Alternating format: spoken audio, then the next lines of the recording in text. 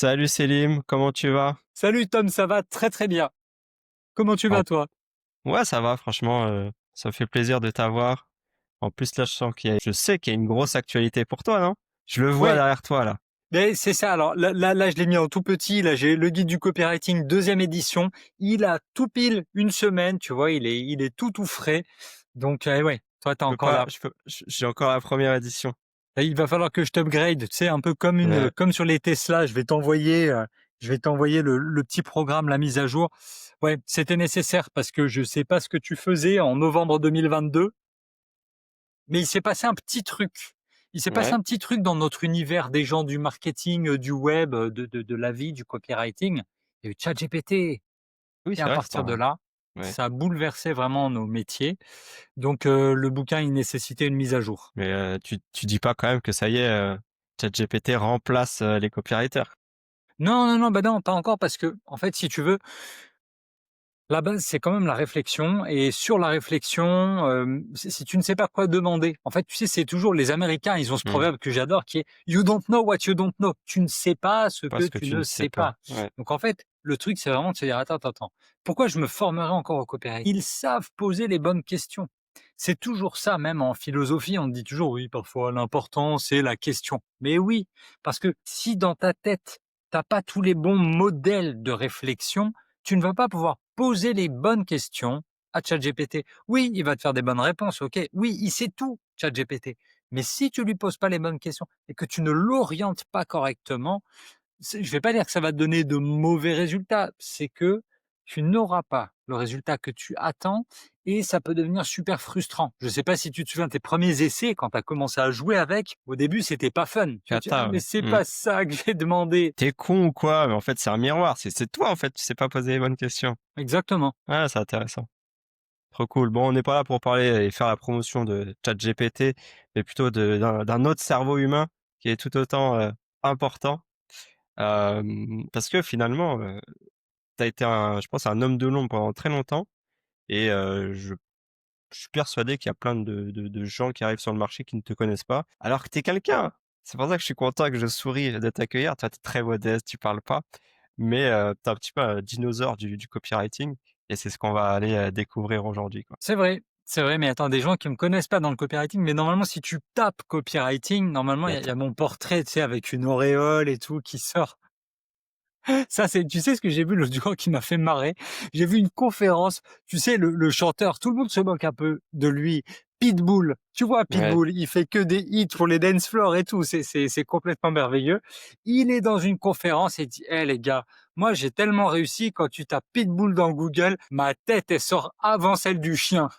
Ah, Et là, ça, je me suis il a dit, tout mais gagné. life goal, là, tu atteins un objectif de vie quand ton nom, il devient plus célèbre, quand ton surnom, tu vois, ton nom d'artiste, Mmh, il sort devant le chien. Allez, c'est gagné. trop cool. C'est tout le mal que je te souhaite en tout cas.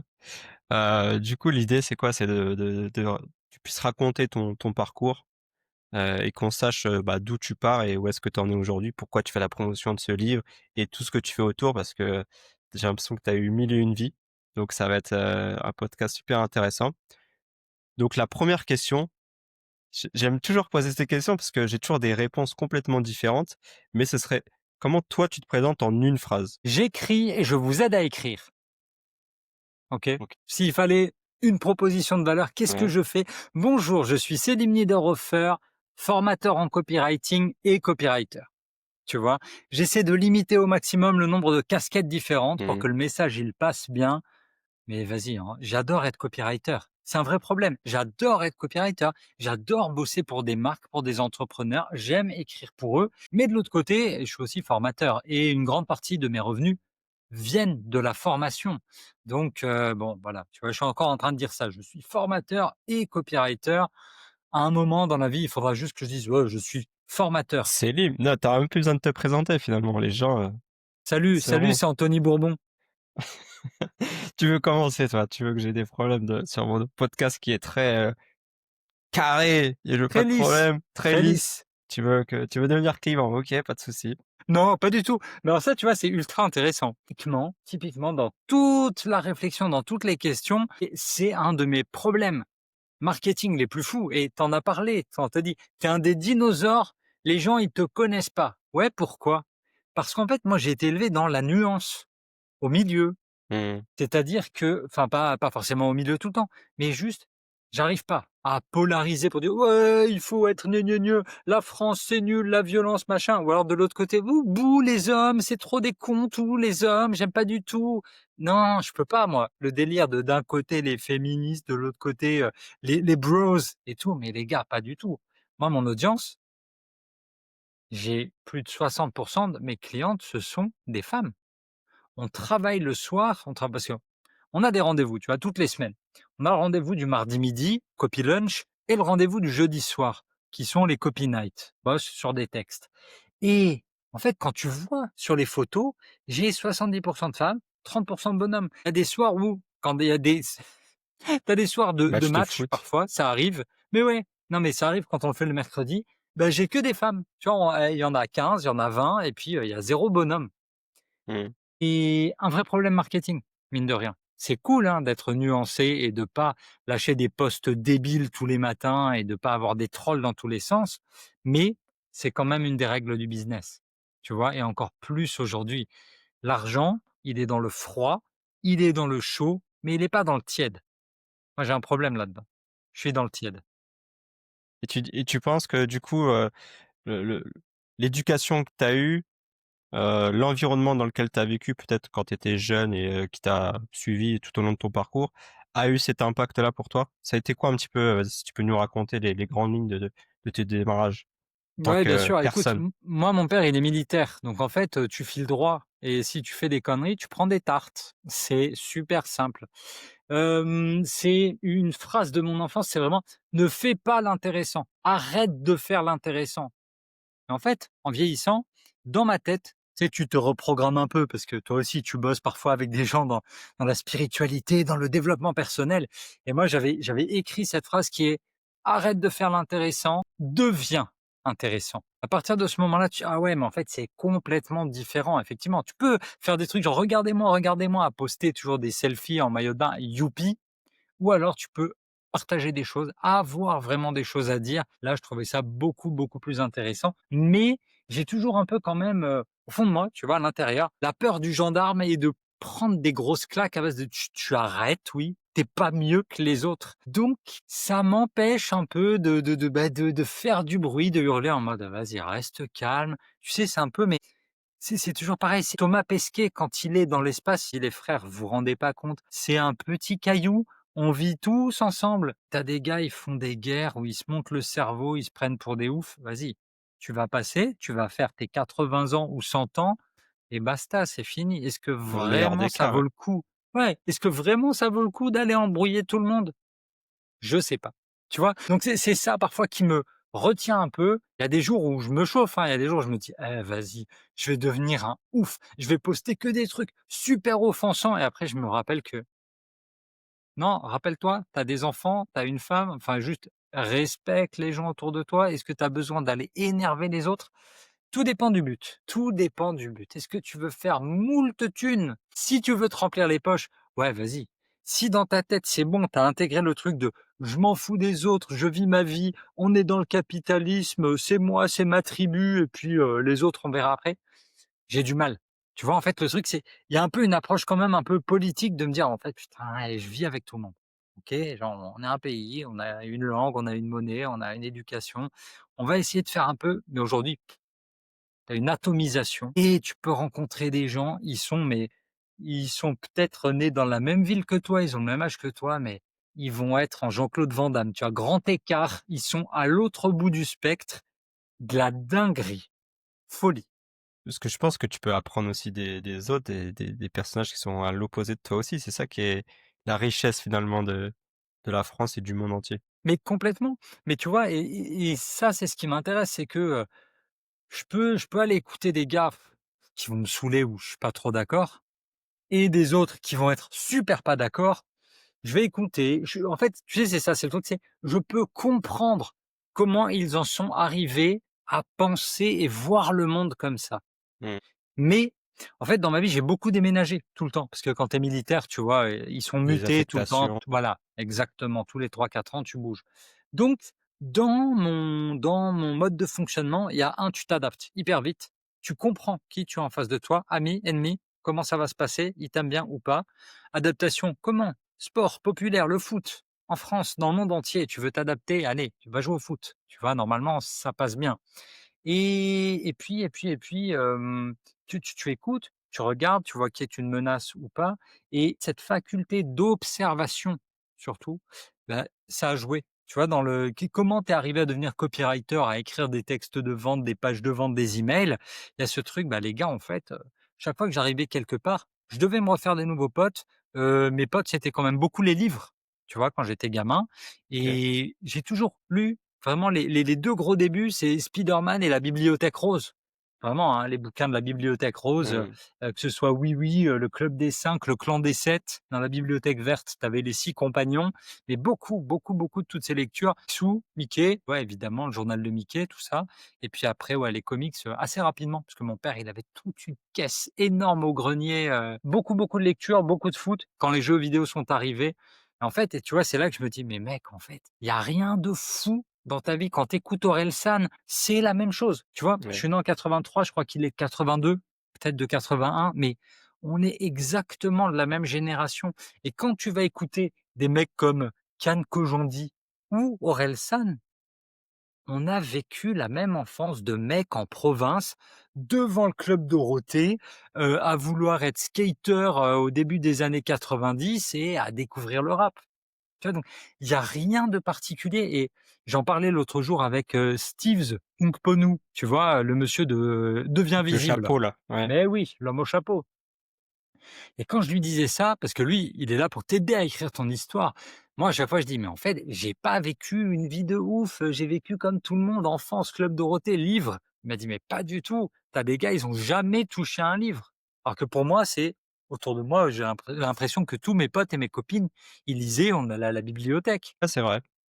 Mais c'est là où dans c'est ce que prône et là où est fort aussi Orelsan, c'est que dans le rien ou dans le classique, finalement, tu arrives à être quelqu'un Ouais, et je trouve ouais, ça bien bien, sûr. de pouvoir, le mettre en avant parce qu'au final, c'est ce que je prône aussi, chaque histoire, chaque parcours de vie, c'est aussi pour ça que je fais ce podcast, c'est pour montrer qu'il y a, des centaines, des milliers d'individus, qui démarrent à un endroit.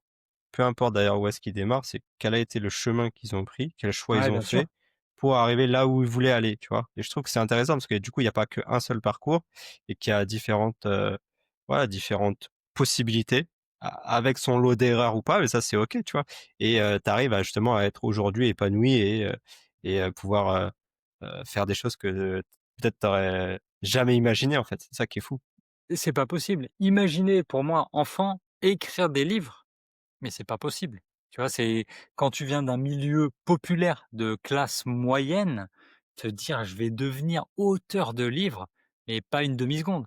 J'ai pas Et peut d'exemple de ça autour de moi, tout ouais. comme j'ai pas d'exemple de business autour de moi. Et je pense qu'aussi à l'époque, enfin l'époque, tu me pardonnes pour ce terme, ouais, c'est que des trucs assez, comme tu as dit, Picsou, c'est des grosses éditions. Tu te dis pas, c'est un petit mec qui vient du quartier ou un petit auditeur qui vient de je sais pas où. C'est quand même des gros trucs, donc forcément, t'as pas de référence. Et du coup, la question que je me posais, c'est OK, tu as ces changements, successifs, de tous les 3 4 ans. Tu arrives à t'adapter grâce à ta certaines facultés naturelles que tu as, aussi grâce au foot, comme tu l'as dit, qui est très important. À l'école, c'était comment tu te comportais? Est-ce que tu avais justement, tu étais 1 de la classe ou est-ce que justement tu avais un petit décalage et tu t'en foutais? C'était quoi un petit peu ton rapport à l'école? Alors attends, tu sais le truc qui est drôle, c'est que tu peux être premier de la classe et t'en foutre. Parce Aussi, ouais. que en fait, le truc c'est que moi j'écoute, je retiens, j'avais une super bonne mémoire quand j'étais gamin. Donc en fait, quand j'étais deuxième, bah, je me faisais déjà bien, bien, bien gronder par mon papa de: «Comment? D'où tu pas premier? Il y a quoi? C'est quoi le problème?» Tu as fait combien Parce de que, pompes, depuis ta naissance là?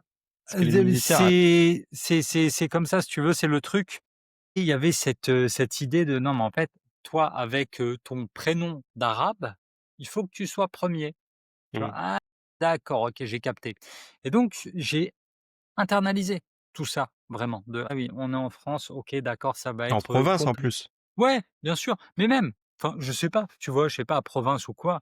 C'était juste cette idée que, dans les années 80, mon père, il m'a dit: «Vas-y, tu files droit, tu fermes ta grande bouche, tu les éclates tous et ça devrait aller». Et tu sais que j'étais en train de réfléchir hier soir à ça, une sorte de punchline de mes parents, ils m'ont pas inculqué les bonnes valeurs. Ils m'ont inculqué la valeur travail. Tu dis: «Mais c'est très bien la valeur travail aujourd'hui». Ils auraient dû m'inculquer la valeur créativité. Aujourd'hui, je pense que travail, oui, évidemment, mais en fait, c'est même pas la valeur travail. Ils m'ont inculqué la valeur obéissance. Ça peut être grave parce que ça peut te brider complètement, ça peut t'empêcher de devenir créatif et le début de mon parcours professionnel, ça a été ça. Parce que je voyais pas ce qu'il pouvait y avoir sur le côté. Il y avait Mmh. que l'obéissance, il y avait que le parcours, tracé que je m'étais un peu tracé tout seul. Mais donc ouais, à l'école, écoute, moi, j'aime bien apprendre.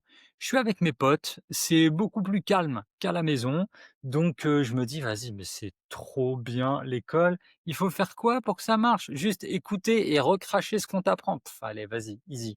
Et donc, vu que je capte, je retiens, je fous le bordel en classe, évidemment. Genre, je me suis fait exclure du collège, j'étais en col, en 5e, tu vois? Genre en début d'adolescence, c'était n'importe quoi. Mmh. Parce que, non mais les gars, je suis pas un galérien. Mon cerveau, il fonctionne bien.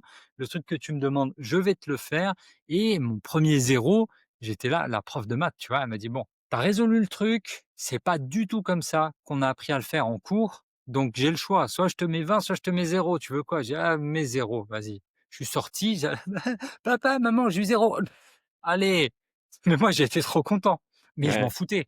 J'avais compris, tu vois? Donc non, non, l'école pour moi, ça a été, vraiment plaisir. C'est devenu dur en prépa. Une fois le lycée terminé, c'est Tu fait quoi devenu comme, dur. parcours du coup au lycée? Le lycée, alors moi j'étais, j'avais pas envie d'aller faire S avec des mecs. Moi, j'étais dans un lycée de surfeurs, tu vois, sur le bassin d'Arcachon.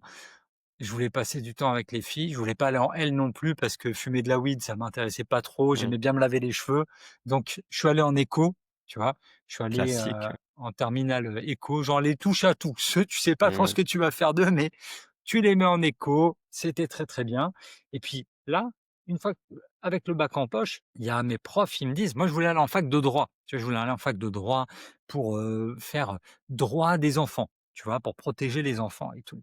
J'avais ma copine de l'époque, moi j'étais en terminale, elle était déjà à la fac et je voulais la rejoindre. En fait, mes profs, ils m'ont dit: «Mais gamin, tu fais pas ça, parce qu'avec les facilités que tu es tellement teubé que tu vas y aller et tu vas être dealer. Clairement, pour avoir de la thune, tu vas faire n'importe quoi. Donc tu prends la voie royale, tu vas en prépa». Et prépa, je connais pas moi. Donc il m'explique: «Ah ouais, HEC, trop bien». Moi, HEC, je connais pas. Tu vois, mes parents, ils ont, bac-12, Mmh. donc HEC, je ne connais pas. C'est juste, je connais, HEC et Polytechnique et parce que je les ai vus à Question pour un champion, dans le spécial grandes écoles. Tu vois, chaque année, il y avait un spécial grandes écoles, c'était fou, j'adorais et tout le temps, la majorité du temps, les mecs de Polytechnique, ils mettaient des espèces de claquettes, aux mecs de HEC, mais je connaissais le mot HEC et le jour où j'arrive en prépa, tu vois, on est 52 dans la classe, on est 52. Au bout de la première, deuxième semaine, bah, je suis 52e sur 52. Le niveau, toute ma vie, j'ai cru que j'étais bon. Là, j'ai pris des branlées, mais massives. Genre, tu commences en maths, tu as eu, 18 ou 20 toute ta vie, tu prends 2,5. Donc là, tu te rends compte: Ça «Ah fout mal, hein? ouais, je Mmh. croyais que j'étais balèze, en fait, tu non, non, non, tu es un hachis parmentier, tu vois? Tu vaux rien du tout, donc OK, tu dois réapprendre». En fait, c'est là le côté intéressant de la résistance, côté un peu, résilience de: «OK, je vais faire le dos rond et trust the process». On commence à 52, on finit l'année à 35. C'est-à-dire que on a perdu un tiers de l'effectif. Tu vois, à chaque fois que tu regardes des documentaires sur, la Légion étrangère ou les Navy Seals, Ouais, quand tu en toujours peux qu'ils plus, partent. tu vois les gars, ils sonnent la cloche et ils s'en vont et ils s'en vont parce que mentalement, psychologiquement, nous on en avait un qui était clairement, il avait été désigné pour ça, le prof de maths, pour nous briser mentalement. Tu vois? C'était: «Eh, vous êtes trop nuls, vous tenez pas la pression, en fait, barrez-vous, il y a la fac, c'est très bien la fac, allez, cassez-vous». Et ben non, je vais pas partir, mais j'ai fait toute une année à 2,5, 4, 5,5, tu vois? Sauf le jour où on a eu un devoir sur les statistiques et les probas, où là, vu que je jouais déjà un peu au poker, tu vois? C'était plus clair dans mon cerveau. Mmh. Mais sinon, non, non, il y avait les matières où j'étais, excellent, genre, Je vais te dire, allez, même pas le français, j'étais pas bon, même philo, j'étais pas bon, mais anglais, allemand, voilà. Pour de vrai, anglais, allemand, je touchais. Le reste, laisse tomber. Ça a été 2 ans de bataille. Mais à la fin, tu intègres une grande école de commerce. Ah bon, j'ai pas intégré HEC parce que j'avais pas le niveau en maths, mais quand même, dès derrière, tu as traversé un truc. Mentalement, on t'a conditionné à bosser de 8 heures du mat à 23 heures tous les jours, pendant 2 ans. Et ça, c'est quelque chose qui m'est resté et aujourd'hui, tu vois, là, quand je dois écrire un bouquin, pas content d'y retourner, tu vois? Mais tu te dis: «Allez, je retourne au charbon, c'est parti, ça va durer 2 mois, ça va durer 3 mois, mais je sais que je peux le faire, j'ai déjà fait 2 ans. C'est pas grave». Comme tu dis, tu as été conditionné donc une fois que c'est fait, tu peux y retourner quoi. C'est ça, c'est un Même si muscle, c'est même douloureux. ça fait Ouais. mal. Ça fait mal quand même, hein, mais tu y retournes et presque avec joie. Tu vois? C'est un peu un muscle que tu aurais oublié et puis, voilà, il est encore là, j'en suis encore capable. Tu vois? Donc ça, c'est plutôt la partie, sympa que je garde du parcours, en prépa. Mais ouais, passer de: «Je suis super bon» à: «Oh putain, en fait, tous les fils de paillets, tous les fils de top managers, tous les fils de profs, tous les fils de médecins, d'ingénieurs, tous ces gamins qui» et là, tu te rends compte, en fait, tu as appris ça en classe d'économie au lycée, l'ascenseur social, les classes sociales et tout et là, en fait, tu t'en rends compte parce que quand tu es gendarme ou quand tu vis dans l'armée d'une manière générale, tu vis qu'avec des gens comme toi. Ton père, il est en uniforme, mais tu vois pas vraiment les différences sociales. Tu vois juste la voiture du voisin. Tu vois, il a peut-être une meilleure voiture que toi, mais tu vis dans le même appart. Tout le monde vit dans la Oui, même c'est les appart. apports de fonction, oui. C'est ça. Donc en fait, tu ne sais pas que tu es pauvre, en fait. Et quand tu débarques en prépa, là, quand les gars te disent: «Ouais, moi cet été, alors j'étais à mon stage linguistique à Malte, après là j'enchaîne avec un mois aux States». Oh, OK. «Ouais Selim, je vais peut-être aller au bled». Non, mais alors, au bled en Alsace, ouais, tu déconnes. Non, non. Non, non, ce qui s'est passé, c'est que moi, bah, tous les étés, moi, je bosse depuis l'âge de 16 ans. Tu vois? Parce que mes parents, je te dis, valeur travail, donc tous les premiers jobs, que ce soit dog-sitter, que ce soit baby-sitter, prof de maths, prof d'anglais, des déménagements. J'ai été livreur de pizza, merveilleux, livreur de pizza dans mon petit village à Andernos-les-Bains, sur le bassin d'Arcachon, trop, trop bien et puis après surtout, bah, le truc que je souhaite à personne, c'est, tu sais, dans l'équipe municipale d'entretien des espaces verts, moi, j'avais le rotophile, là, le coupe-bordure Mmh. officiellement. En fait, toute la journée, tu as ton bleu de travail, enfin ton vert de travail vu que tu bosses dans les espaces verts. Tu coupes l'herbe évidemment, mais tu coupes dans des merdes de chiens. Toute la journée, tu pues la merde. Tu vois? C'est horrible. C'est Je me suis dit parce qu'en fait, tu as le bruit, donc tu passes la journée vraiment tout seul, toi et Ouais, ta c'est horrible. tête. Donc là, moi, j'étais là: «OK, je fais ça, je prends ma thune, je fais ça pendant un mois entier et 1, ça me sert de leçon, c'est du travail. 2, je révise mes cours dans ma tête, faut pas que je lâche, faut que je fasse bosser le cerveau. 3, je ferai jamais ça de ma vie. J'en suis capable, mais je veux pas aller ici. Comment je fais pour pas aller ici? OK, va falloir bosser vraiment. Et puis l'année d'après, tu vois, ça c'était pendant la prépa et donc juste à la fin, j'ai été policier municipal aussi. Policier municipal, merveilleux, mais l'année de la canicule, en 2003. Ah oui, sympa. Horrible, laisse tomber. Genre, tu te changes 2 fois la chemisette, par jour parce que tu es en transpi et avec des épreuves, bah, on va dire de vie vraiment, tu vois? Tu te rends compte? Moi, j'aime bien le contact du client. C'est quoi le taf d'ailleurs, policier municipal? À part mettre des contraventions là? «Dame, ne vous garez pas ici». Puis nous, tu sais, on est une station balnéaire sur le bassin d'Arcachon, donc beaucoup de touristes, allemands, hollandais, quelques anglais aussi. «Vous garez pas là, allez là-bas, c'est ici, yes, you go over there and straight on the left». Ce qu'il y avait vraiment d'intéressant, c'est, pour moi, tu sais, alors moi j'adore Robert Greene, j'ai tous ses livres qui sont ici. Robert Greene, c'est un auteur, on dit, c'est le néo-Machiavel. C'est celui qui t'explique vraiment la nature humaine. Moi, je suis fasciné par ça. C'est cette gestion du pouvoir et comment certains prennent le pouvoir et comment, comment tu fais pour influencer les gens et je l'ai vu quand j'étais policier municipal, vraiment je m'étais forcément, moi, je suis fils de gendarme, donc quand je vois un monsieur qui gare sa Jaguar devant la pharmacie sur la place handicapée, j'ai envie de le défoncer. Ça va pas, il y a un truc qui va pas du tout. C'est pas juste. En fait, tu vois, j'ai ce sentiment de mais c'est pas juste, tu as pas le droit de faire ça, tu as tes 2 jambes, tu es blindé, tu roules en Jaguar, fais pas chier les handicapés.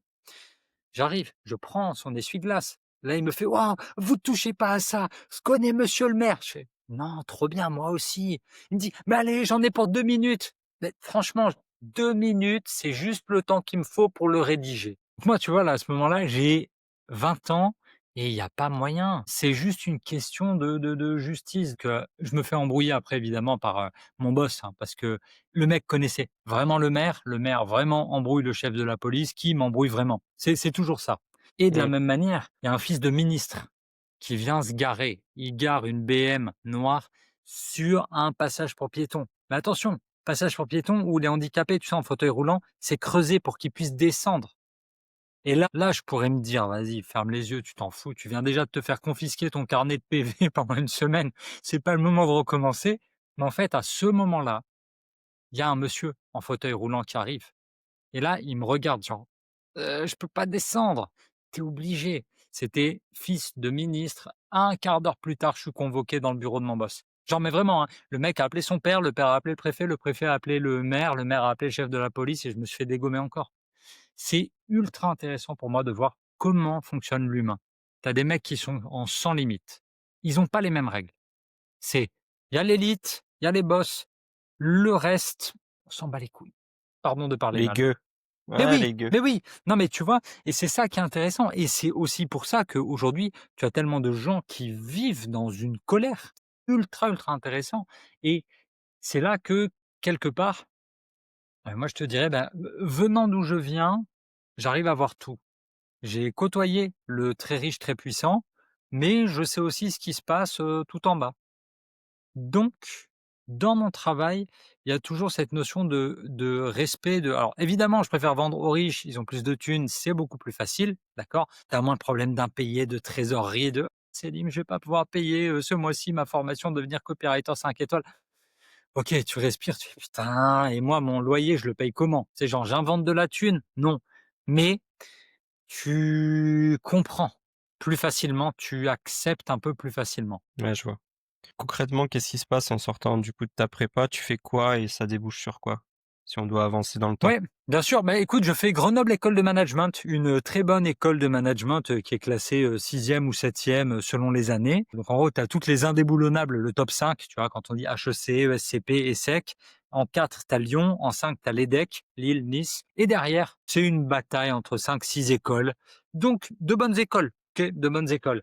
Là, je me rends compte que waouh, en fait, pour de vrai, tous ceux qui sont là, ils connaissent déjà un petit peu le business ou alors ils ont des parents qui en font ou alors, je sais quoi, ils sont plus éveillés que moi, mais surtout je me rends compte, vraiment, oh putain, mais tu un clochard. Il y a 15 élèves boursiers, il y a 15 boursiers sur 350 élèves.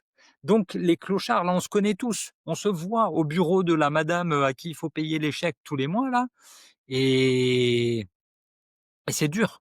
C'est dur, tu vois? Quand tu vois des gars qui débarquent, débarquent, je sais pas, en Audi A4 à 20 ans ou qui te disent: «Ouais, on va faire une demolition party dans mon appart, alors on va un peu tout casser et tout repeindre». Je dis: «Où ton appart? Tu as 20 ans, c'est quoi l'histoire?»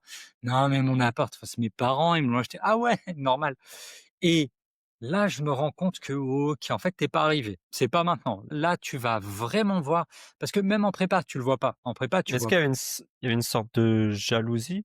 mais de fou! Heu, Mais non, mais ouais, évidemment, évidemment, mais c'est pas tellement une jalousie, c'est-à-dire, je les déteste. Non, non, c'est plutôt une opportunité de: ouais, «Ah putain, il y a tout ça, mais c'est trop bien». Tu vois? De se OK. dire: «Ils peuvent aller au ski toutes les semaines, c'est trop, trop bien et voiture trop bien, appart trop bien». En fait, là, je découvre vraiment, ce que peut être la vie avec de l'argent. Donc j'en avais jamais eu avant, tu vois? J'avais pas des grands rêves de fou. Et là, en fait, c'est plus des rêves, c'est je vois des gens, c'est leur vie de toutes les vacances, se barrer, dans des destinations de fou. Moi, avant ça, je ne le voyais que à capitale et zone interdite, tu vois? Mais je savais pas que ça existait, enfin, pour de vrai. Et là, en fait, ah oui, c'est eux, finalement. Ah mais je suis avec eux, je suis aussi intelligent qu'eux. Ouais, donc il va falloir bosser. OK, donc là, je fais mes études, j'apprends pas grand-chose parce que je sèche beaucoup, parce que je travaille beaucoup. Je travaille beaucoup dans les bars, je fais beaucoup de missions en intérim, je fais des inventaires, j'ai été Père Noël. Père Noël, c'était vraiment très, très bien à distribuer les bonbons là, à distribuer tous les trucs au chocolat sur les marchés. J'ai été, lapin de Pâques aussi, horrible. Père Noël, ça va, lapin de Pâques, tu as très, très chaud. tu vois? Ouais. Sous le costume. Donc j'ai beaucoup bossé dans des petites missions comme ça. Je bossais au bar, surtout pour financer mes études à partir de la deuxième année. Et puis en cours, ouais, comme d'hab, hein, totalement assidu, mais assez malin pour comprendre ce qui se passait, pour choper mon diplôme, pour avoir mon stage. En gros, tu sais, en école, tu peux faire tout le temps ce qu'on appelle une année de césure. C'est une année entière de stage dans une boîte pour vraiment apprendre un métier. Et là, moi, je me suis spécialisé dans les achats parce que je croyais que c'était bien, tu vois? C'était en plus à cet âge-là, c'était vraiment pas parce que j'ai fait les achats, mais du coup Mais oui, 15 ans plus tard. mais oui. C'était pas du tout, c'était un nouveau métier, en fait, à cette époque. Ouais, c'était pas encore super, super structuré, mais quand même, dans tous les magazines, quand tu cherchais salaire des directeurs achats, on me disait 150-200 K par an, mais grave, je veux faire ça. Évidemment, je veux faire ça, je veux gagner ça. Mais c'est pas pour moi. Je me rends compte, mais assez rapidement. Je bosse dans la plus grosse boîte du monde de l'époque, pas très loin de chez toi. General Electric à Buc. Ouais, c'est à côté, ouais. C'était première valorisation boursière du monde en 2005. À l'époque, il y a un proverbe qui dit: «Quand GE va bien, General Electric va bien, les États-Unis vont bien». Parce qu'ils étaient présents partout, services financiers, machines à laver, moteurs d'avion, c'était énorme comme boîte. Ils ont été un peu démantelés, maintenant ça va un peu moins bien et c'est surtout juste avant que toutes les valeurs internet, elles passent devant, genre Apple, Google, Facebook, tout ça. Donc là, on est à la fin d'une ère industrielle et moi je suis dans le fleuron numéro un. Mais en fait, je sors tous les soirs. C'est la première fois que je vais à Paris, première fois que je vis à Paris. Je sors tous les soirs et ils le comprennent assez vite. Au mois de décembre, tu vois, le boss, il vient me voir, mon N+3, il vient me voir, il fait: «Bon, on m'a dit que tu étais pas ouf au travail et j'ai un budget de 100 balles par tête pour la fête de Noël. On m'a dit que c'était toi qui faisais les soirées là, donc tiens, prends la thune, va nous organiser un truc de fou». Et c'est ce que j'ai fait. Je me suis dit: «Ouais, il faut que j'aille vers ma zone de génie. Je crois que je suis grillé dans les achats, c'est pas trop pour moi ce truc, mais je dois 25 000 € à la banque». Tu vois, c'est ça le truc qui est dur. J'ai pris un Mmh. emprunt étudiant, bien évidemment, pour payer, mon école. À l'époque, c'était pas les tarifs d'aujourd'hui. À l'époque, c'était 7 000 € l'année seulement, dans la mienne. Aujourd'hui, tu tapes du 10, 12, 15 facile l'année. Oui, oui. OK? Donc moi, j'avais emprunté 25 000 et aujourd'hui, 25 000, limite, tu payes une année.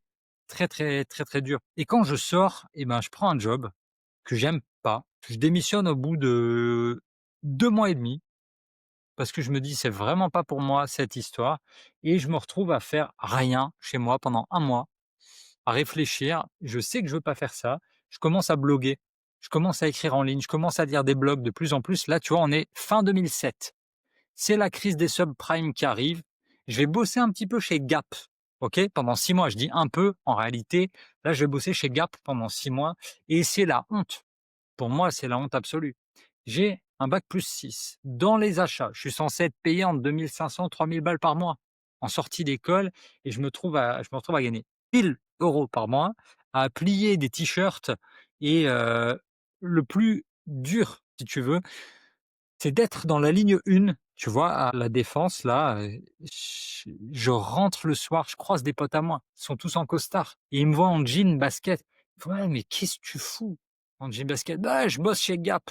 «Ah, tu es au marketing chez Gap?» «Putain, mais même pas, je suis dans un magasin» et à l'intérieur de moi, alors que c'est pas un boulot honteux, les gens avec qui je bosse, c'est des gens qui sont bien, ils travaillent pour nourrir leur famille et tout, mais moi, je le vis comme un échec de fou. Tu vois, clairement, je suis pas là où je devrais être. Donc ça dure 6 mois. Pendant 6 mois, bah, vu que mon loyer, c'est 700 balles et que, je dois manger à peu près pour 300 € par mois, genre 10 € par jour, pas fou non plus, et que je dois 500 balles à ma banque, tu fais le compte, je gagne 1 000, j'ai déjà 1 000 de frais fixes et je dois rajouter 500 pour la banque. On n'y est pas. Tu vois? Donc mon meilleur pote pendant 6 mois, il me lâche 500 € par mois. Sans lui, je rentrais chez moi faire le Tanguy, me prendre des claques, par mon père qui m'aurait dit: «Mais Sympa. comment? Sympa le Comment?» pote. Mais ouais, non mais sympa le pote, mais évidemment. Tu vois? Donc là, je reprends un job de consultant automobile, dans les achats toujours. Là, il y a vraiment les subprimes, donc on se fait tous virer. Très, très bien et c'est là, en fait, le vrai premier déclencheur. Je prends un gros chèque qui me permet d'éponger toutes mes dettes à la banque et là, pour la première fois de ma vie, on est, mi-2009, je suis libre. Je dois plus de thunes à la banque, j'ai mon appart, je sais que je vais toucher du chômage tranquille pendant 2 ans. Qu'est-ce que tu fais de la liberté? Et là, en fait, tu as une falaise, un fossé, un vide devant toi. tu te dis: «Oh, pour la première fois, il y a pas quelqu'un qui va me dire: "Tu te lèves à n'importe quelle heure, tu fais ci, tu fais ça"». C'est dur, c'est très, très Ouais, dur. si tu pas de cadre, Ah laisse tomber, c'est très, très dur. Là, ça a été, des moments où, genre j'ai eu 2 mois le temps de m'acclimater, 2 mois où tu vis en marge de la société parce que tu vis la nuit, tu sors, tu regardes des séries jusqu'à 4 heures du matin. «Ouais, je suis libre, je fais ce que je veux». C'est nul. Non, non, non, il faut garder un cadre. Il faut vraiment, vraiment, vraiment garder un cadre et c'est là que j'ai monté mon premier business en gros parce que j'avais envie, parce que je me suis rendu compte que les achats, c'était pas pour moi, les grosses structures, ce n'était pas pour moi, le salariat, en fait, l'idée du salariat, c'était pas pour moi, ça me convenait pas et c'est à partir mmh, de là que j'ai commencé à plonger progressivement dans l'addiction de l'écriture. trop cool. Ouais, c'est intéressant, tu vois? J'avais pas du tout, en tête, que tu avais fait des longues études et tout, donc c'est bien de pouvoir raccrocher les wagons et de voir la réalité aussi, tu vois? Mais Et je oui, pense que ce que tu as vécu il y a maintenant, 20-25 ans, ah, je sais pas c'est trop, horrible ce que tu dis. Ouais, c'était il y a 20 ans, tu vois? Le je 20 sors de ans, l'école, c'est 2007. c'est la même chose, qu'aujourd'hui finalement, dans le sens où ça a peu évolué, quoi.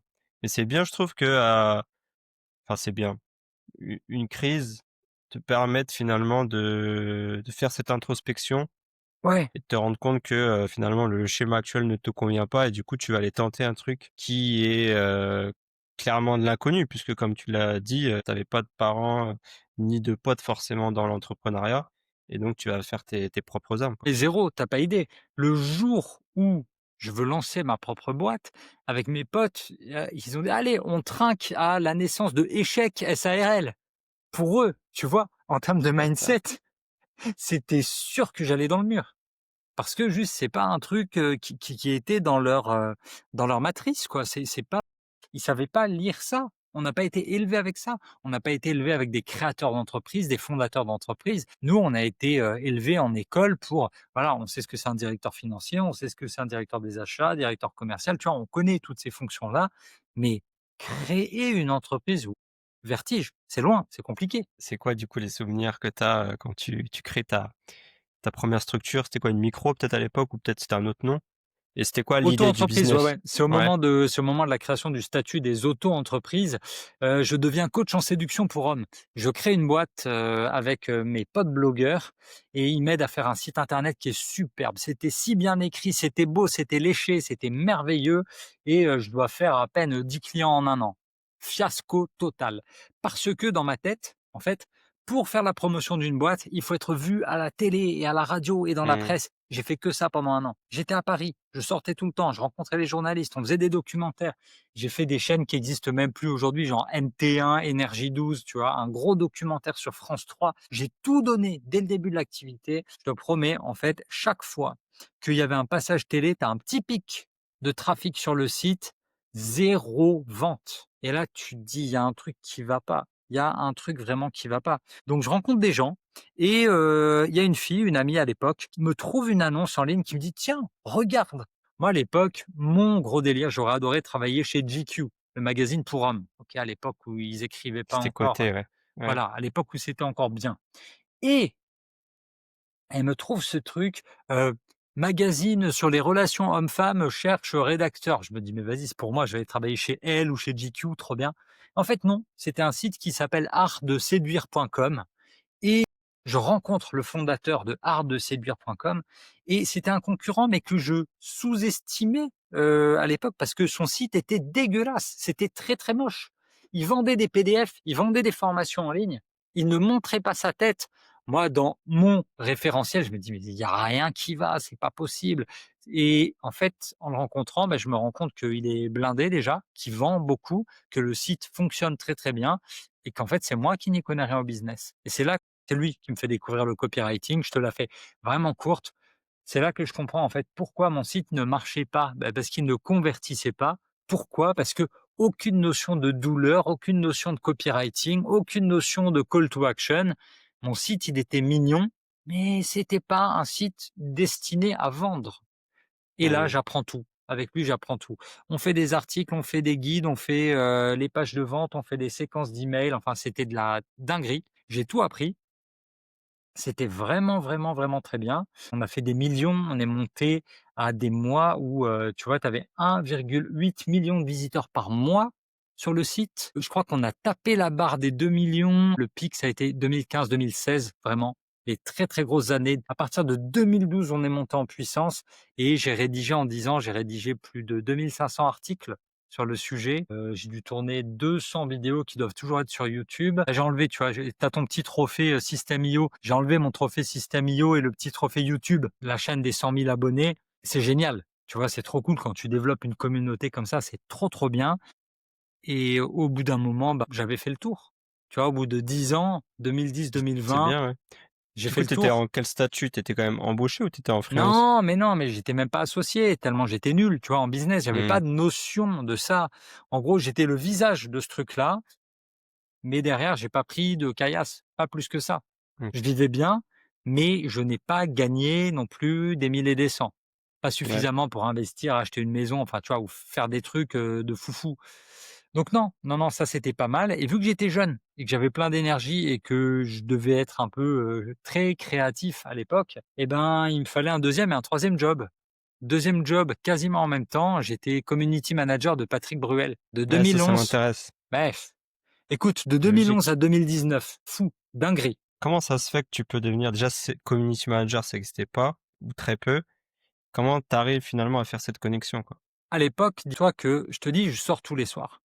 J'adore la publicité. Les mecs qui m'ont aidé à devenir blogueur en 2007-2008 avec eux, ils sont dans les plus grosses agences parisiennes et du coup, je vois ce qui se développe. Je vois Twitter qui se développe.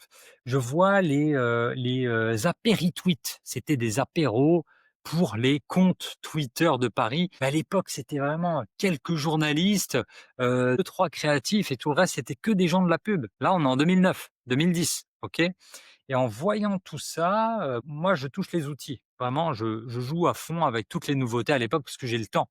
À l'époque, je dois faire connaître ma marque, je dois faire connaître Art de séduire, donc je suis sur les réseaux en permanence pour bâtir vraiment la communauté. C'est le moment où je commence à accélérer vraiment sur la lecture de livres business, où je commence à suivre des gars comme, Gary Vaynerchuk, tu vois? 2010-2012, vraiment beaucoup, beaucoup axé sur, le pouvoir de la communauté.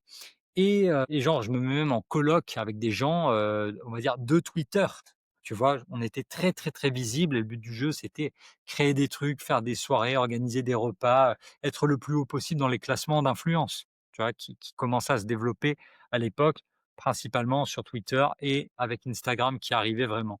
Et donc à ce moment-là, j'ai un pote qui me propose un job et community manager chez, Sensi. Sensi, c'était de la vente de lunettes en ligne. Genre, ils ont lentilles-moins-chères.com. Ça a pas marché. Tu Est-ce que tu portes des lunettes, toi? Oui, tu as des lunettes de temps à autre. Ouais. Ouais, j'ai vu Ouais, j'ai ça. eu des lentilles, je me suis même fait opérer si tu veux aller plus loin, mais ouais, Et je connais. tu vois? Et moi, je me dis: «Ce truc, ça marchera pas». Sensi.com parce que c'est un truc où tu vas sur ton ordinateur, avec la webcam, ça te met une sorte de c'est de la réalité augmentée. OK? Ouais, Qui te fait essayer, qui te montre visuellement à quoi elles vont ressembler sur ta tête. Mais moi, en tant que bigleux, je veux les sentir. J'ai besoin ouais, de les sentir sur le nez pour savoir si j'achète ou pas. OK? Donc ils ont tenté ce modèle-là, il a pas marché, j'ai dit non à mon pote. Mais quand même, il a mon CV. Le truc, la bonne info, c'est quoi? C'est que c'est Marc Simoncini, c'est le fonds d'investissement Jaina de Marc Simoncini qui est derrière tout ça. Donc, mon CV atterrit sur la table de Simoncini et Simoncini à l'époque, bah, il est un des 4 gros investisseurs de Winamax avec Patrick Bruel. OK. Donc c'est comme ça que, Simoncini, il dit à Patrick Bruel: «Vas-y, j'ai un CV, il faut que tu rencontres le gamin là» et c'est comme ça que je rencontre Patrick Bruel et j'ai pas été élevé dans le culte de lui, je connaissais une ou 2 chansons max, tu vois? Comme tout le monde et je me suis dit: «Mais trop cool». Tu vois? Pour le délire, pour le défi, Ouais, j'y vais, ça se passe bien.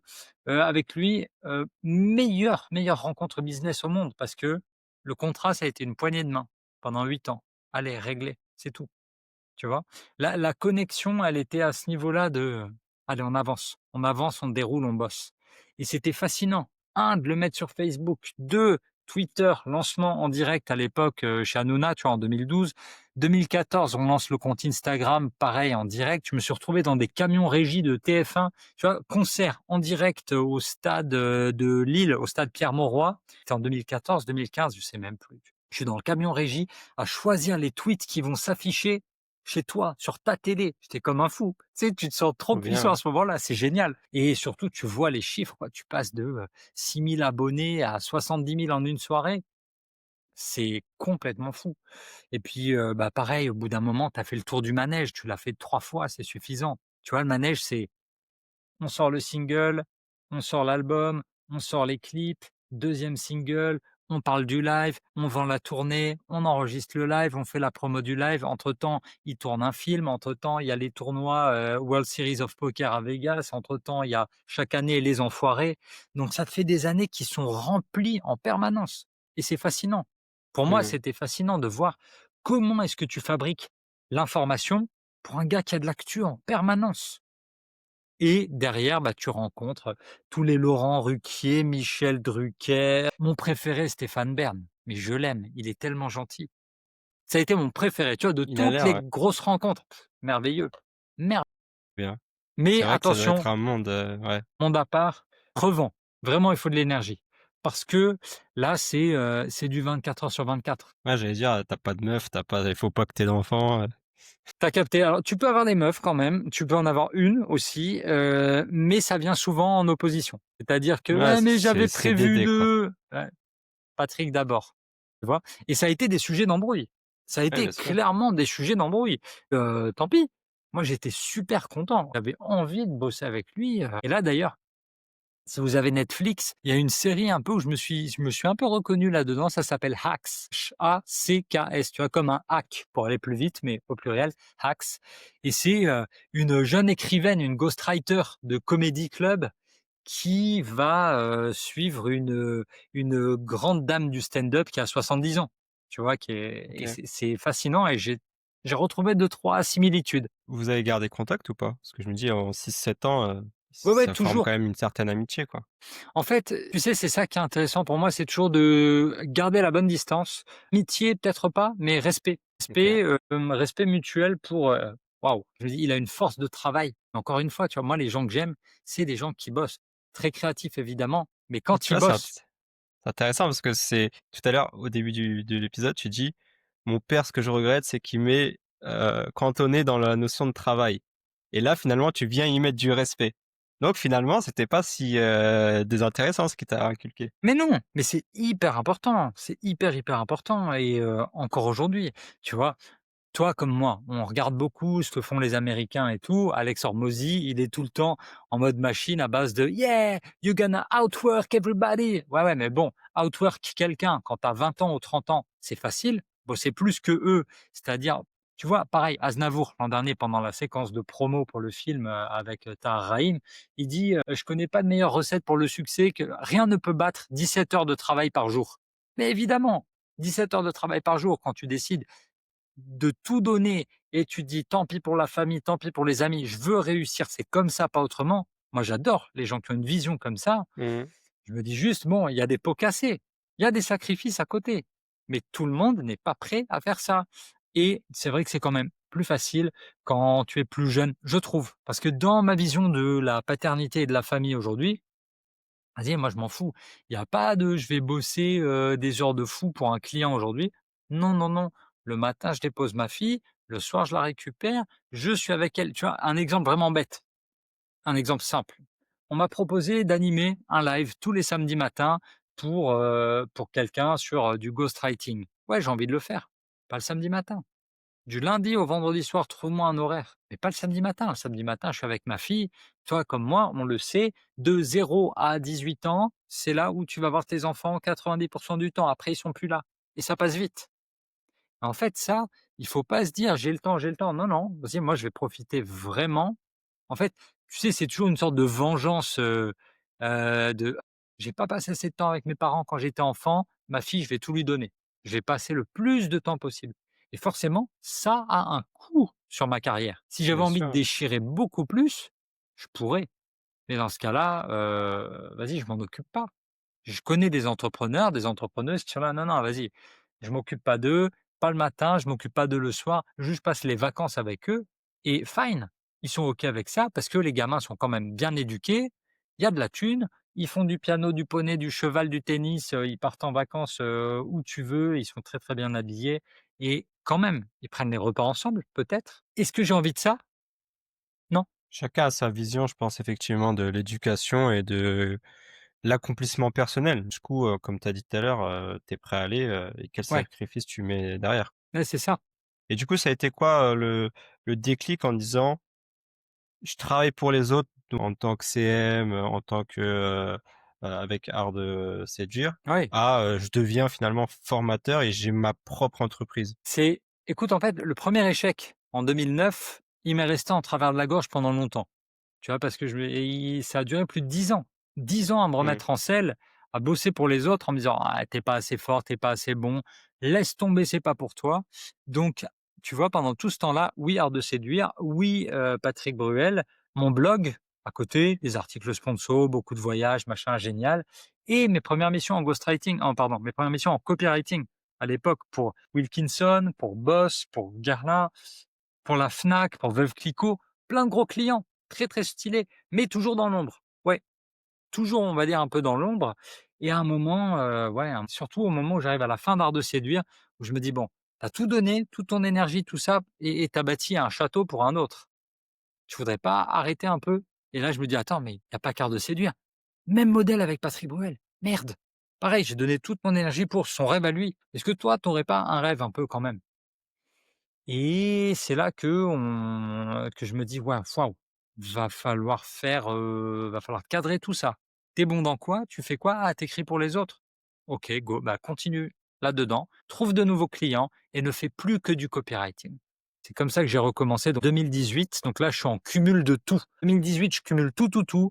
2019, j'arrête Patrick Bruel pour me concentrer encore plus sur le copywriting. 2020, j'arrête Art de séduire pour me concentrer encore plus sur le copywriting et 2021, je sors le guide du copywriting et puis, à partir de là, ça a été beaucoup plus simple d'établir, la marque et d'établir le plan de: «Bon, ben j'ai le guide, c'est bon, j'ai toutes les missions, ça fait 10 ans, c'est bon et maintenant, il va falloir aller frapper aux portes, vendre ma formation aux entreprises, convaincre des gens en ligne de venir faire la formation avec moi» et c'est fascinant, mais ça fait peur parce que tout à coup, en fait, tu peux plus accuser les autres. Tu peux plus dire: «Ouais, mais c'est le patron, il comprend pas mon génie. Oui, mais c'est mon client, il est trop con». Ah, tu peux plus. Là, c'est mmh. toi. Tu peux t'en vouloir qu'à toi-même et ce principe de responsabilité totale, je le trouve fascinant. Ça, c'est vraiment, tu vois, Jocko Willink. Ça, c'est j'ai beaucoup aussi bossé sur motivation, mindset, de: «Allez, vas-y, croire en soi, c'est important» et tu vas, tu lâches pas. J'ai connu tout ça, j'ai pu bosser sous pression et ben, tu refais pareil. Tu y retournes et tu arrêtes de te trouver des excuses. Tu vas bosser parce qu'en fait, maintenant, tu as une famille, tu dois payer pour le toit, tu dois payer pour toutes les dépenses et tu as envie de bâtir un truc qui va durer et tu as envie de prendre de l'avance pour payer pour les retraites que tu n'auras pas. Enfin, tu vois? Tout ce mindset de te dire: «OK, c'est parti, là je m'y remets pour 20 ans». Tu vois? Dans ma Un tête de changement de paradigme. mais oui, Mmh. 2020-2040 dans ma tête, là c'est reparti, on y va et ça va prendre du temps. Évidemment, ça va prendre du temps et ça va prendre des efforts, mais personne n'a jamais dit que la vie c'était facile. Moi, les gens qui te disent facile, vous vivez dans quel monde? Ça existe pas. C'était quoi l'intention de d'avoir écrit, le 1er bouquin? Attends, parce que le Il y avait premier, quoi derrière? malheureusement, le premier, quoi, tu parles de quoi toi? Je te parle de celui que j'ai. Tu vois, je vais pas parler du premier, je Ouais, vais parler de celui-là. Et de ouais. manière globale, toi, le fait de rédiger quelque chose, c'était quoi, ouais, qu'est-ce qui se tramait dans ta tête quand tu te dis: je vais écrire un livre et le vendre»? Écrire un livre et le vendre, ouais. La démarche, en fait, pour moi, ça a toujours été très Cialdini dans ma tête. Principe d'autorité. À partir de quel moment je prends l'autorité? Tu peux avoir de l'autorité pour différents types de reconnaissance. Marketing Mania, la taille de la communauté, le sérieux du contenu. Tu gagnes le what the fuck, tu vois? Le côté vraiment ultra polarisant, très, très bien suivi, fait beaucoup de thunes, très, très bien. Moi, je passe par ailleurs, je passe par l'éducation, parce que je suis comme ça, j'ai toujours appris. En fait, tu vois, regarde, je décale l'écran comme ça et là, c'est tous les bouquins sur le copywriting, tout ce que j'ai mangé et il y avait rien sur le marché français. Mais vraiment, dans ta bibliothèque, il n'y avait rien à acheter en 2020. C'était que des e-books ou que des formations en ligne. Donc 1, ouais, je peux être le premier. 2, ça peut faire de moi l'autorité. 3 ça peut être utile pour tout le monde. Enfin allez, on y va, let's go et c'est, heu, tu sais, là, c'est vraiment un saut dans le vide. Parce que tu dis: «Je vais passer 3 à 6 mois sur un bouquin, je sais pas du tout si ça va marcher». Mmh. Ça a marché, chance. Mais vraiment, le facteur chance, le facteur temporalité, il arrivait au bon moment sur le marché. Parce que, quelques mois plus tard, bah, tu en avais d'autres sur le marché français qui sortaient aussi chez Erol. C'est Erol qui a édité les 3 bouquins sur le copywriting, celui de Nina Ramen après et celui de Lucie Rondelet juste après aussi. C'est tout, OK, c'est ça me tout. parle même pas qu'ils aient Mais fait ça, oui, mais OK. mais non, mais tu c'est normal. C'est normal parce que, il a fait 15 000 exemplaires, le guide du copywriting et c'est pour ça qu'on sort la V2 aussi, pour ça qu'on fait la 2e édition.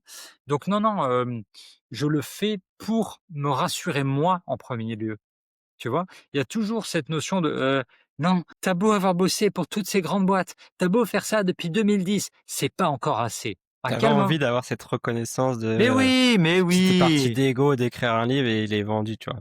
Mais complètement. C'est complètement de l'ego et de la réassurance. Alors, tu as quand même le calcul business de te dire: «Non mais évidemment, ça vaut plus cher qu'une carte business que tu poses sur la table à la fin d'un rendez-vous». Quand je Mmh. pose un livre à la fin du rendez-vous et que je le signe, l'effet, il est vraiment différent. C'est aussi un investissement. Ouais, ce que j'allais dire, tu le voyais plus comme un investissement qu'un business rentable, tu vois? Parce C'est pas qu'écrire un rentable. livre, Non. voilà ce que j'allais dire. Non, non, non, c'est pas rentable du tout sur le court terme. Rentable, je te dirais peut-être Marketing Mania, je sais pas s'il arrive, Stan Leloup, je sais pas s'il en a 30 000, 50 000 ou 80 000 ventes de son empire dans un sac à dos. Les seuls mecs qui vraiment rentabilisent, c'est Olivier Roland qui a tapé la barre des 100 000, mais ça n'arrive pas. Un bouquin business, en moyenne, c'est 2 500 exemplaires vendus. C'est très, très dur. 2 500 Mmh. exemplaires, vu que tu touches entre 1 et 2 euros maximum par exemplaire, c'est pas ça qui te fait gagner ta vie. Tu as passé 3 à 6 mois dessus, plus le temps à faire la promotion, laisse tomber, c'est un gouffre. En revanche, derrière, comment tu fais? Eh ben, tu vas le proposer aux entreprises, tu l'envoies au DRH ou au directeur de la formation qui va te faire venir dans sa boîte et tu fais le tour des conférences. Et c'est là vraiment que tu peux rentabiliser. Mais c'est vraiment, tu vois, en fait, j'ai toujours vu la crédibilité, l'autorité comme une sorte de pyramide et tu vas brique par brique. Est-ce que j'ai le site internet? Oui. Est-ce que j'ai les chiffres? Oui. Est-ce que j'ai la chaîne YouTube? Oui. Est-ce que j'ai le livre? Oui. Est-ce que j'ai les gros clients? En fait, chaque nouvelle action, elle vient rajouter une brique à ta crédibilité et c'est pour ça quelque part que je suis pas pressé. Ça prendra le temps qu'il faudra. Tu as dit, hein, de toute façon 2020-2040 qu'il y a tu de la marge encore. Bien sûr. Ah non, mais l'horizon pour moi, il est hyper large. Je prends le temps. Donc factuellement aujourd'hui, si on définit le périmètre, tu as ce côté, ouais, écriture, tu as tes missions aussi en copywriting et tes formateurs. À partir de quand tu t'es dit: «Vas-y, je vais aller vendre de la formation, c'est un truc passif», tu sais, tout ce qu'on avait pu entendre aussi à l'époque de d'être tranquille sur son canapé. Ça a été quoi un petit peu le mood quand tu t'es dit: «Je vais lancer ça» et finalement, c'était quoi encore une fois l'intention de se dire: «Je vais pouvoir former d'autres personnes sur une compétence que toi, ça t'a pris, 10-15, Ouais. si ce n'est plus d'années?» Non, mais bien sûr. Tu vois, alors, quand j'écris le guide du copywriting en 2020, c'est ce qui est écrit dans le bouquin, je vous donne mes 10 ans d'expérience. OK? En fait, la notion de revenu passif, moi, dès le début, vu que sur Art de séduire, on vendait et des PDF et des formations en vidéo et parfois des formations en podcast et parfois des formations en présentiel. En 2016, je faisais mes 1ers, webinaires.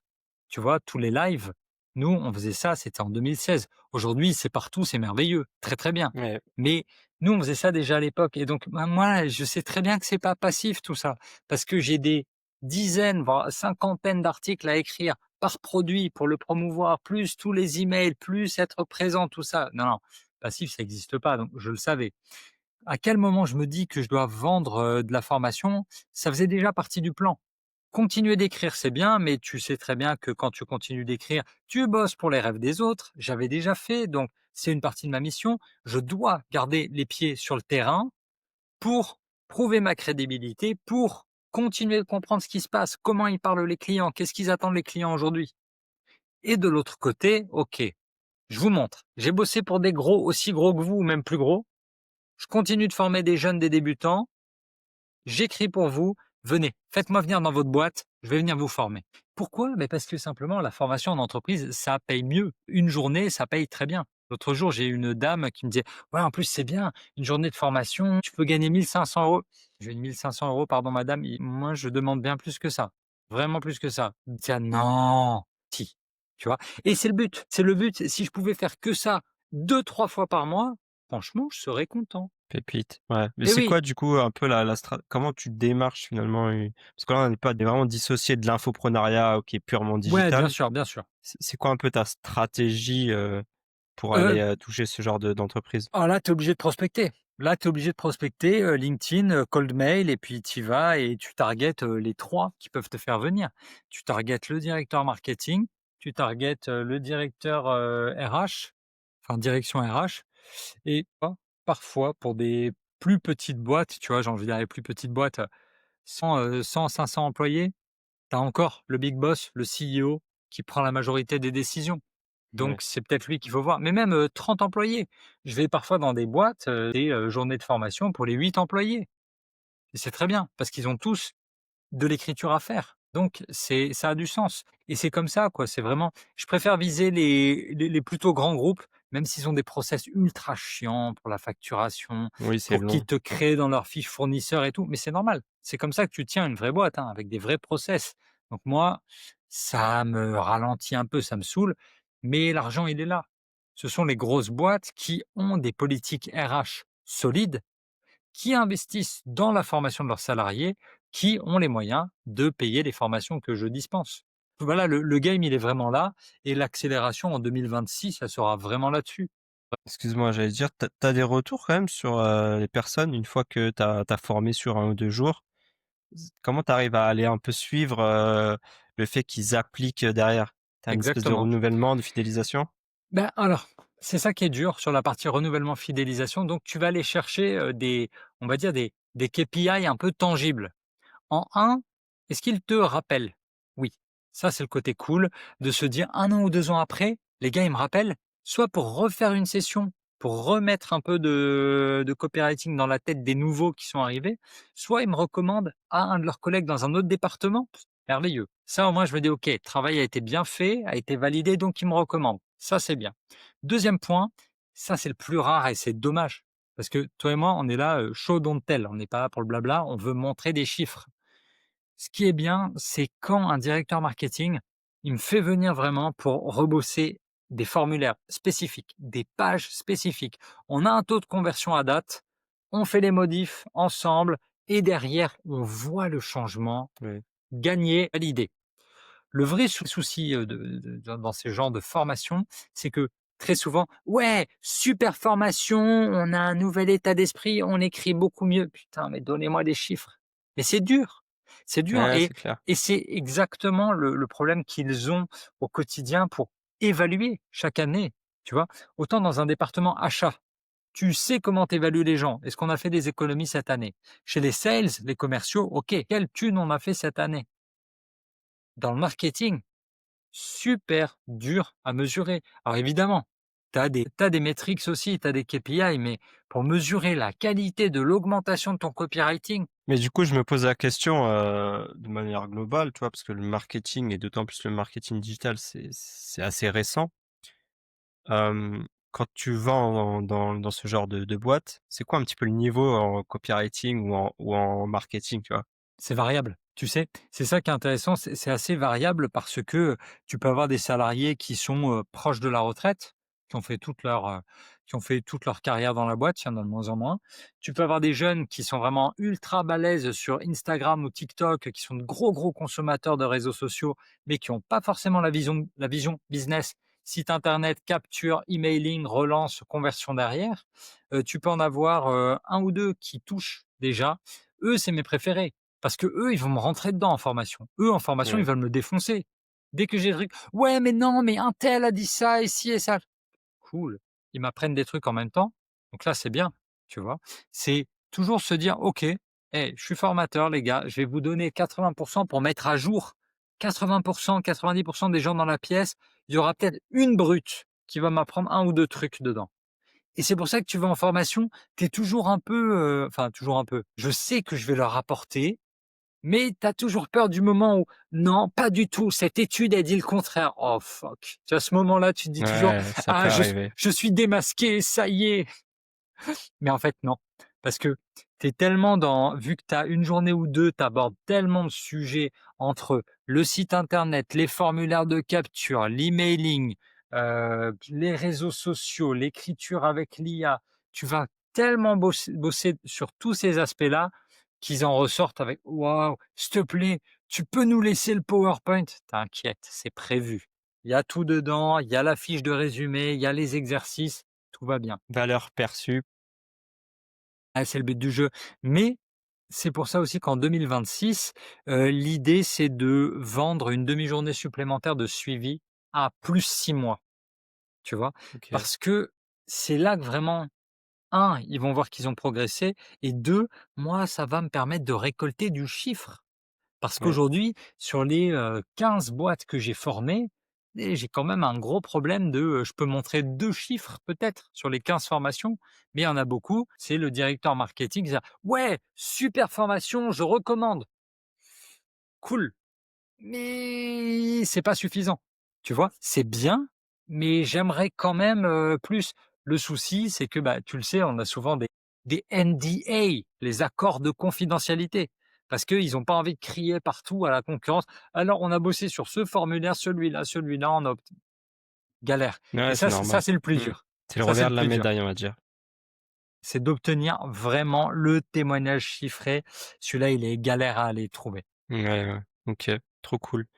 Je pense qu'on a abordé pas mal de sujets, hem, Quand en est-ce que tu essayant sors ton de livre, toi? alors moi, je suis c'est pas prévu en tout cas. Hem, ou en tout cas, ce sera pas un livre spécifique sur le copywriting, je pense. Bah non, Mais mais non, mais justement, j'ai pas si on dit, doit j'ai pas dit. ouais, mais peut-être que tu me l'écriras parce que je sais que parfois, tu écris, pour les autres, mais personne ne le sait aussi. On citera pas de nom. On n'en parle pas, mais en ce moment, tu vois, je peux te dire, C'est le travail de là l'ombre, quoi. ouais, là, j'écris pour un chirurgien.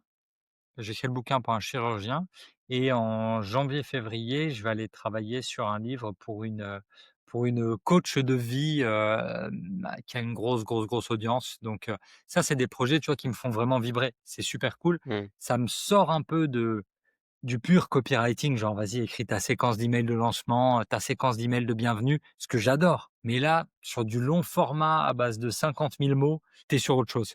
Si on doit récapituler et faire une synthèse un petit peu de tout ton parcours et toute ta vie, et quoi t'en ressort et ce serait quoi finalement les je sais pas, les 3 clés qu'on devrait retenir pour, justement, hem, aller plus loin ou en tout cas, repousser ses limites, tu vois? Repousser ses limes, hit, ouais, jeu de mots. Non, tout pourri. En un, vraiment, vraiment, vraiment, bah, vous êtes responsable, OK? En fait, à partir du moment où tu acceptes que tu es le seul responsable de ce qui va t'arriver, de l'argent que tu vas faire, de ta santé, de tout plein de trucs, c'est différent. Tu es plus en victime et c'est toi qui prends le volant, ça change complètement ta vie. Donc vraiment, responsabilité. En 2, le travail. Vraiment, le travail et je vais lier ça à travail, créativité. Mais en fait, c'est pas possible. Il y a personne qui a réussi, qui à un moment s'est dit: «Oh là là, moi je vais faire seulement, 32 heures par semaine». C'est pas vrai, surtout pas pendant un lancement d'activité, ce n'est pas vrai. D'accord? À Ouais. partir d'un moment, on peut choisir ses clients. Au bout d'un moment, on peut choisir ses horaires. Mais dans ce cas-là, ça ne va pas de pair avec une énorme réussite. Ça ira peut-être de pair avec votre réussite personnelle, votre réussite telle que vous l'entendez, mais pour ceux qui veulent vraiment, vraiment, vraiment aller tout en haut de la pyramide, il va falloir mettre les heures. Donc ça demande beaucoup d'énergie, beaucoup de sacrifices. Un troisième point, je pense, ça c'est vraiment très personnel, je pense que la vie elle est trop courte pour bosser avec des cons, vraiment. Donc ne vous cassez pas la tête. Si ça vous saoule, que vous avez l'énergie, que vous avez le cerveau, que vous êtes prêt à vous faire mal, mais mettez-vous à votre compte, créez un truc, allez travailler avec des gens, apprenez, proposez vos services à des gens pendant 1 mois. Allez leur dire, mais je viens vivre au pied de chez toi, j'ai bossé avec toi, j'apprends le job, tu passes pas trop de temps avec moi, je t'observe, je t'aide, je te développe. Mais évidemment, moi, ça, c'est un truc que j'aime beaucoup chez les Américains. C'est-à-dire que ils vont se dire, allez, je vais bosser, vraiment, tu me payes pas, j'apprends le truc parce que quand vous venez apprendre, vous êtes des boulets, vous êtes des poids, vous captez rien du tout. Et avoir un mentor, avoir quelqu'un qui vous montre les choses, c'est priceless. Vraiment, si vous avez la chance d'avoir quelqu'un plus que de suivre une formation, alors c'est très bien, suivre une formation, c'est merveilleux, mais ce qui va vous apprendre encore plus, soit vous suivez quelqu'un qui a déjà son business et vous l'aidez vraiment, vous bossez 1 mois, 2 mois avec, soit vous vous lancez. Et je pense qu'on n'apprend jamais autant que quand on doit lancer son propre business. Là, regarde, juste avant qu'on se connecte, toi et moi, je suis arrivé en retard de 10 secondes à notre rendez-vous. Pourquoi? Parce que j'étais en train de regarder une pub pour un tapis pour apprendre à jouer au foot. C'est pas débile comme idée, mais c'est merveilleux. C'est merveilleux. Un tapis en plastique assez grand, genre il doit faire 1,50 m, sur lequel tu as des flèches et tu vas faire tes exercices pour mieux contrôler le ballon. Ok, j'ai cette idée-là. C'est quoi le copywriting? C'est quoi la marque? Quelle vidéo je tourne? Comment je peux vendre ce produit? Comment je fais pour récolter des avis clients? Mais c'est génial. Tout le monde devrait toucher ça et je suis persuadé qu'on devrait apprendre ça à l'école. Vraiment. Je ne vais pas dire forcément qu'il faut apprendre le copywriting à l'école. Si, ce serait bien, mais avoir des cours sur le mindset La d'entrepreneur, mais on réflexion. devrait faire ça, mais dès l'école. Ouais, c'est vrai et Donc que tu ce vois, soit les 3, pas, c'est vraiment ça. réservé à l'élite, quoi. Ouais. 3, tu es responsable de toi-même. 2, tu bosses et 3, ça va trop vite, reste pas à travailler avec des bouffons. C'est pas bien, c'est pas bien. Tu t'enfermes, tu te dis tout le temps: plus tard, plus tard, plus tard». Ouais, mais plus Fais tard gaffe, quand? tu deviens clivant là, attention. Client de quoi?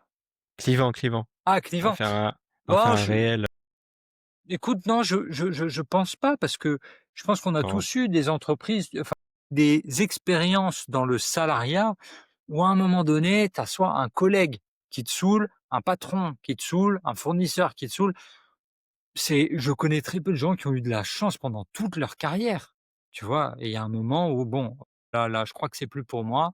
Bon, ben, si vraiment c'est Steve Jobs, il disait: «Si c'est un matin, ça va, 2 bon, mais si c'est 3 d'affilée, commence à réfléchir en te disant: "Tu es peut-être plus à ta place"». j'avais une autre, toi, tu as la vision, Steve Jobs, j'avais la vision, comment il s'appelle? Dans Les Tuches, là. Tu peux prendre un but, mais pas 15. Voilà. Jeff Et je Tuch, pense que ouais, évidemment. Jeff Tuch. Ah OK, je vois. Trop bien, on arrive à la fin du coup, de l'épisode. Je pense qu'on aurait pu encore blablater, des heures, mais on a chacun nos occupations. On termine très rapidement sur, des petites questions en vrac. L'idée, c'est juste que tu répondes spontanément, sans justificatif pour, connaître un petit peu le Selim, dans la vie, quotidienne. Est-ce que tu es prêt? Vas-y, shoot! Vas-y. Alors si tu prends un petit déj, toi, tu es plutôt salé ou sucré? Salé. Ton film ou ta série préférée? Film Forrest Gump. Mer ou montagne? Mer. Matin ou soir? Là, un peu biaisé la question, tu préfères lire un livre ou écouter un podcast? Lire un livre, 1000 fois. Thé ou café? Café. Quand tu veux te détendre, sport ou canapé? Sport. Préfères travailler dans le silence ou avec de la musique? Silence, 100%, j'arrive plus. J'ai lu un livre, pardon, tu m'as dit de pas développer, mais je viens de lire un livre vraiment merveilleux où le gars te dit, en fait, quand t'écris, t'es en train d'écrire de la musique en quelque sorte. Faut pas te laisser parasiter. J'y arrive plus. Plus jeune, beaucoup de musique. Aujourd'hui, impossible. Mmh, OK. T'es plutôt non, ça, on va le dire, organisé ou freestyle? Non, on l'a pas dit celle-ci. Non, on n'en a pas parlé. Allez, on va faire croire pour la légende. Organisé. Ouais.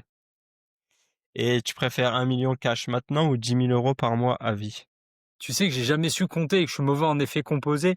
Donc là, tout de suite, je vais te dire, attends, 10 000, faudrait combien de mois pour faire 1 million? C'est l'appât du gain. Normalement, tu pas besoin de qu'est-ce que te dit ton ventre, ton instinct? Mais mon instinct me dit: «J'ai déjà fait cette erreur dans ma vie, Tom. J'ai déjà eu ce choix en face de moi dans la vie et je sais pas si j'ai fait le bon». Donc je te dirais, je me poserai, j'appellerai un pote qui est balèze en effets composés, en investissement OK, et il me donnerait la bonne réponse. Voilà, c'est ça ça ma marche. réponse. Demander conseil. Trop cool. On est, vraiment là sur la fin.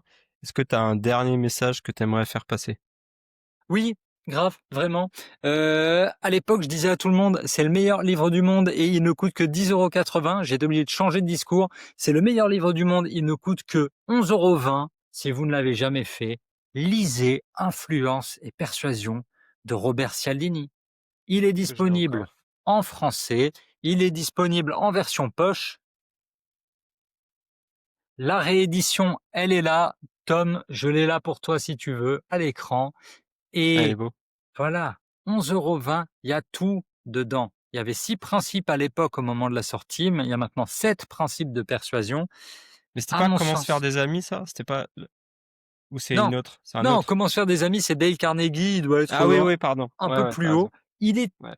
tout aussi bien parce que tu apprends à gérer un peu l'humain, le facteur humain qui est vraiment Ouais, c'est capital. bon, c'est un gros rouge. Ouais, Je sais plus où il est, ouais, ouais, mais il est pareil. par là. Ouais, OK.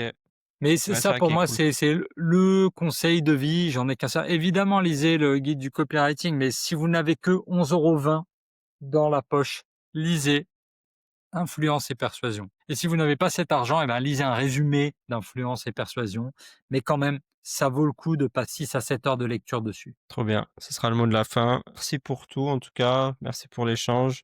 Une Merci pour vie, l'invitation. Franchement, une trop vie à cool. 1000 à l'heure, hein. Multicasquette, je vois que tu as fait 10 000 jobs, c'est incroyable. Pas le temps, pas le temps, tu vois? Mais c'est important, cette notion de, je pense vraiment, quand tu as lu un peu les stoïques et Ryan Holiday y est pour beaucoup d'avoir ramené cette notion de, souviens-toi que tu vas mourir, OK? Vraiment, c'est tu vas mourir, oh là là. Donc je bâtis comme si j'allais vivre 100 ans, mais avec l'excitation et l'énergie de, je vais die ce soir. Tu vois? Mmh. Et ça, c'est Pas vrai que mal. ça change quand même un peu, l'approche. Ça peut être épuisant pour l'entourage, c'est le jeu. C'est comme ça et puis après, chacun sa manière de voir le truc, mais ouais, j'ai une sorte d'urgence quand même de vivre et de faire plein de trucs. Merci à toi en tout cas Célim et puis, bah, je te souhaite tout le meilleur. Merci À Tom, bientôt. pareil, Bye bye. à très vite. Ciao, ciao.